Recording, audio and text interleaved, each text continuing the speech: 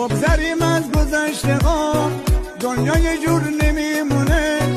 ریشه قال خوبمون توی گذشته پنهونه. ریشه قال خوبمون توی گذشته پنهونه.